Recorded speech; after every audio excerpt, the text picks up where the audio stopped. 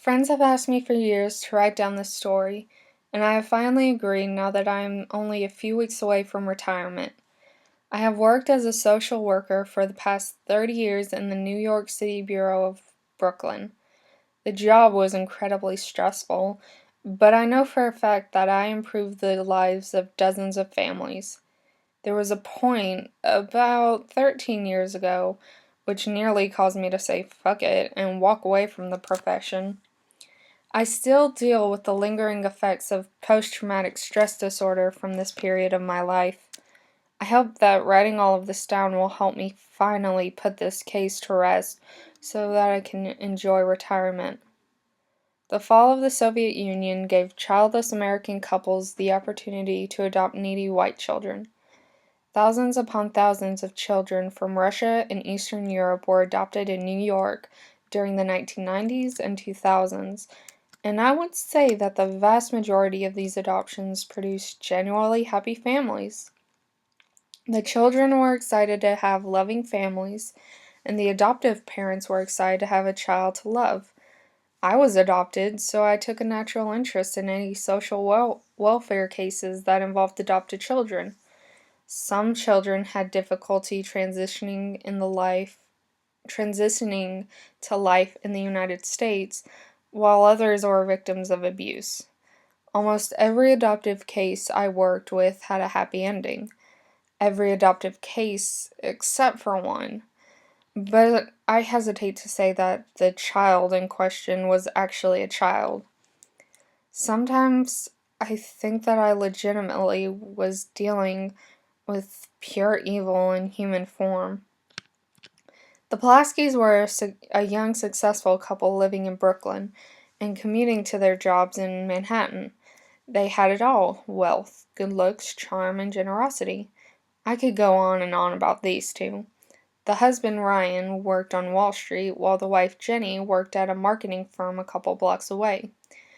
They had everything but a child, as they had been unable to conceive despite trying for 3 years. Ryan's great-grandfather immigrated from Russia in the early 20th century, so Ryan and Jenny decided to look to Russia for a child to adopt. They worked through a local Russian Orthodox church to facilitate the adoption, which told them that they had the perfect child in mind. An 8-year-old boy named Dmitri with blonde hair and blue eyes was looking for a home. Both Ryan and Jenny took 2 weeks off from work and flew to Moscow to meet with Dmitri. They learned that Dmitri had appeared outside a church at the age of 3. His records were suspiciously vague, but the Pulaskis were charmed by the boy's good looks and grasp of the English language. They filled out the necessary paperwork and agreed to return in 1 month to accompany Dmitri to the States. Over the course of the next month, they excitedly prepared for Dmitri's arrival. When Ryan and Jenny landed at the airport in Moscow, they were surprised to find Dmitri accompanied by 2 police officers waiting for them. The smaller police officer stepped towards the Pulaskis and said in halting English, "Russia is grateful for your generosity. As a way to show our appreciation, we have arranged for you to take the next flight out of Moscow, which leaves in 1 hour. Your hotel reservation was already cancelled." Ryan and Jenny looked at one another in confusion. Jenny stepped forward and said, "What happened to the priest we met with last time? We were expecting to meet in the same church as last time." Dmitri spoke up and said in flawless English, "It's okay, Mommy. My time here is done. Let's leave now." Ryan later told me that he should have followed his gut and demanded to meet with the proper authorities to figure out what was going on. However, youth, inexperience, and being in a foreign country led to them going along with the situation. They had never failed at anything before in their lives, and they weren't going to let Russian bureaucracy ruin their plans of having a child. So they took Dmitri back to New York, intent on creating a perfect family. The Pulaskis did everything right. They enrolled their child in the most expensive private school in New York, hired a therapist experienced in working with adopted children, and spent every minute of their free time with Dmitri. Their first year as a family seemed to be perfect to any outside observer. Dmitri proved to be incredibly gifted, and his teachers remarked that he was the most intelligent student they had ever had. His therapist also noted Dmitri's intelligence and said that Dmitri seemed to be the perfect child. Ryan and Jenny weren't so convinced. They discovered that Dmitri routinely snuck out of the house at night. He would wait until they were asleep to leave and return just before morning. They tried to discuss the issue with Dmitri, but he denied it all while wearing a slight smile on his face. Ryan and Jenny became even more concerned when Ryan observed Dmitri practicing different facial expressions in front of the mirror. Dmitri would put on an expression of happiness and then shift to one of sadness, then to one of concern, then terror. In between each expression, his face would appear dead, devoid of all emotion. After that first year, they decided to switch Dimitri's therapist. He would now see a behavioral therapist as well as a psychiatrist.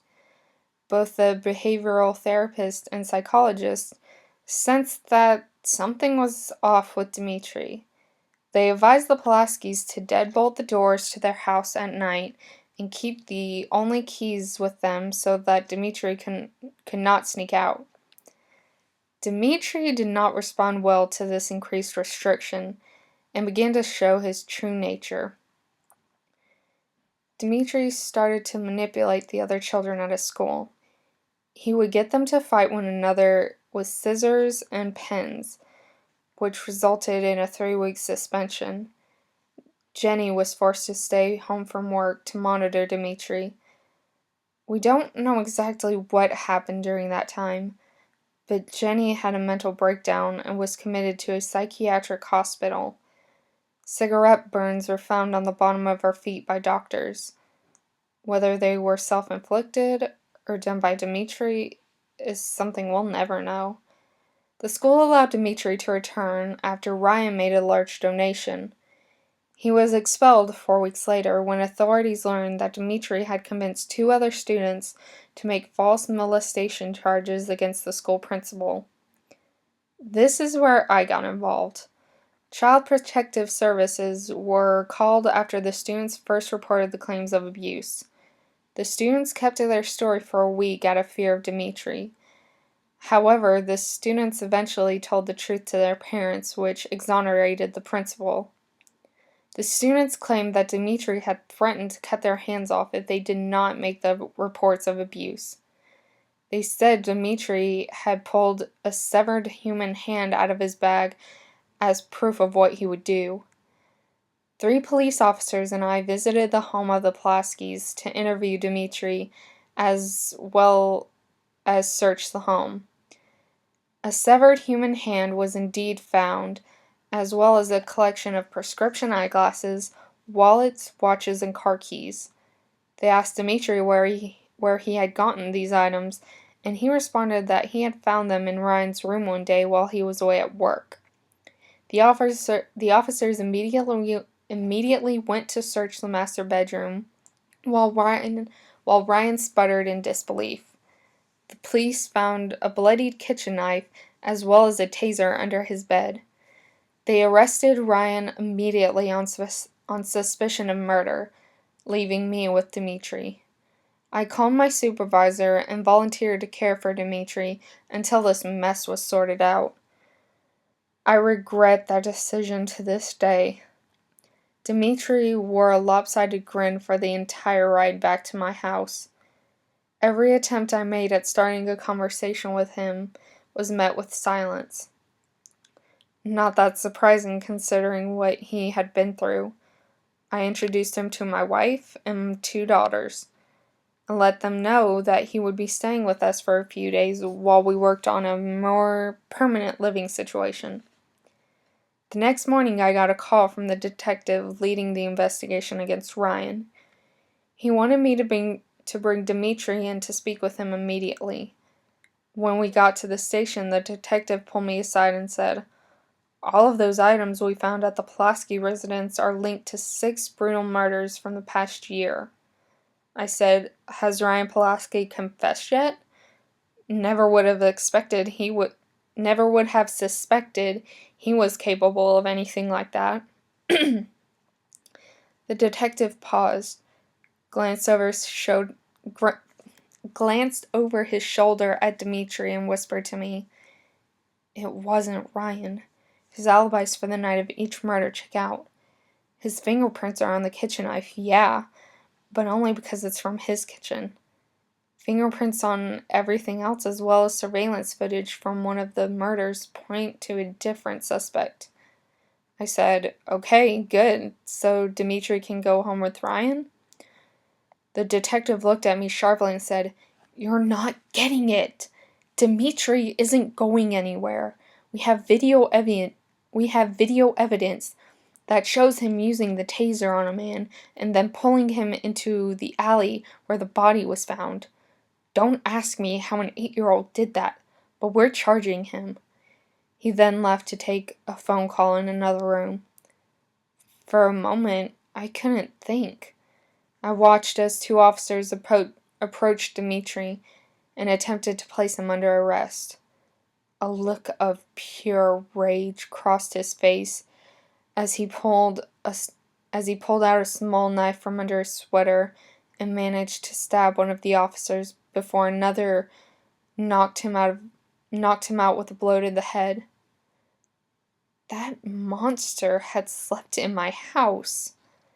I slowly turned to leave and pulled out my phone to check the time. I saw 9 missed calls from my wife. I remember a feeling of pure dread wash over me. I stood there, frozen in place. My wife has never called my phone so many times before. She knew that I turned it on silent when out on business and would wait until I returned the first missed call. The detective tapped me on the shoulder, and the expression on his face told me everything. He took me back to his office, and I collapsed into his seat. I didn't want to hear what he had to say. To delay him, I asked for a cup of coffee. He came back, closed the door, and said, "Your youngest daughter."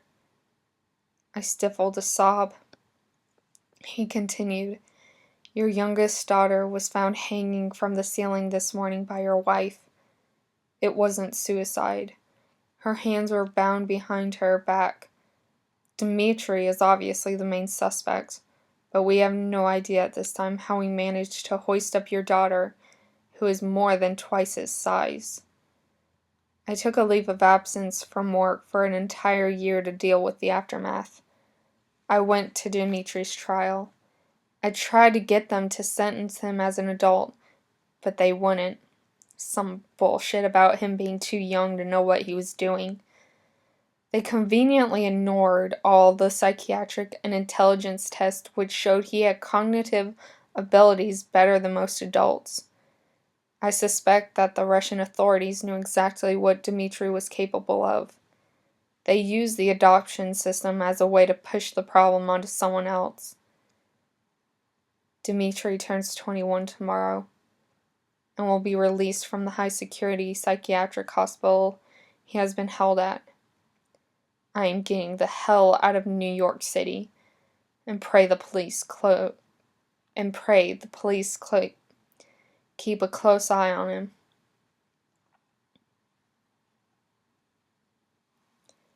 Hey guys, I'm sorry about the mistakes I made again, and I wanted to say that this work that I'm reading is not by me.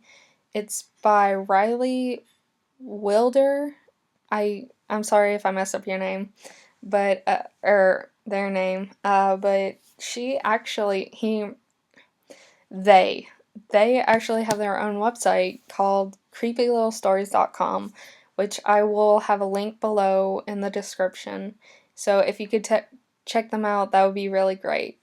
Again, not my work, just read it and I got their permission.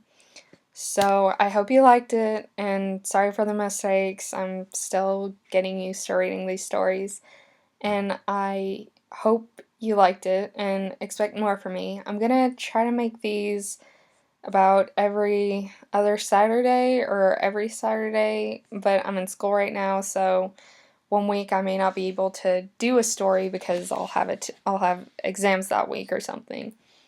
So, yeah. Thanks for liking and watching this video. Bye!